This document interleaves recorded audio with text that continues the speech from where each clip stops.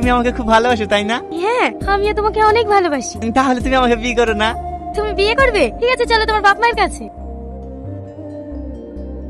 খালা। হ্যাঁ মা, কিছু বলবে? টনি, এটা তোমার কে হয়? এটা আমার মা। আর এটা? আব্বা। ওরে আমার মধু, ওরে আমার সোনা, তুই আমাদেরকে চিনতে পেরেছিস? খালু, আপনার ছেলে তো এখন সুস্থ হয়ে গেছে, এবার আমার প্রাপ্যটা আমাকে বুঝিয়ে দিন। হ্যাঁ অবশ্যই, তুমি একটু দাঁড়াও মা, আমি এক্ষুনি আসছি। তোমার প্রাপ্য মানে? হ্যাঁ, প্রাপ্যটা যে কি একটু পরেই বুঝতে পারবে। হ্যাঁ হ্যাঁ, এলাও মা, বাড়ির দলিল 5 লাখ টাকা। হ্যাঁ ঠিক আছে খালু, আসি তাহলে।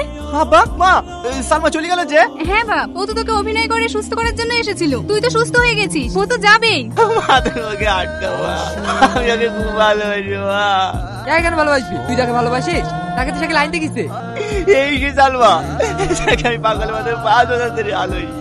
হে বাবু, এই কথাটা তুই আরেকটু আগে বললি নি, তাহলে ওকে আর যেতে দিতাম না। ও গো, তুমি তাড়াতাড়ি যাও, ওকে গিয়ে নিয়ে আসো গা। ঠিক আছে, আমি এক্ষুনি যাচ্ছি।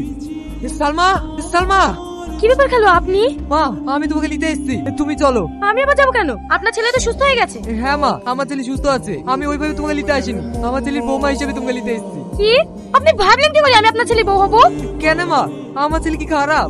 অবশ্যই খারাপ। আপনার ছেলে একটা অসভ্য জানোয়ার লম্পট, নইলে কি মেয়েদের বাথরুমে ছাদে ওঠে? চুপ করো। হ্যাঁ, আমার ছেলে লম্পট জানোয়ার অসভ্য, শুধু তোমার জন্য। আর বাথরুমে ছাদে উঠে কথা বলছো? হ্যাঁ উঠেছিল, শুধু তোমাকে এক পলক দেখার জন্য। আজ আমার ছেলে যত ফল দেখছো সব তোমার জন্য। আজ আমার ছেলে স্মৃতিশক্তি আজ পেয়েছে, এটা তোমার জন্য। দেখলে, তুমি আসার পর থেকে আমার ছেলে আবার সুস্থ হয়ে গেছে। যে তোমাকে পাগলের মতো 5 বছর ধরে ভালোবাসছে, তাকে তুমি চিনতে পারলে না? এসব আপনি কি বলছেন খালু? টনি আমাকে এত ভালোবাসে, আর আমি আর ভালোবাসা চিনতে পারিনি। খালু, টনি এখন কোথায় আছে? সালমা।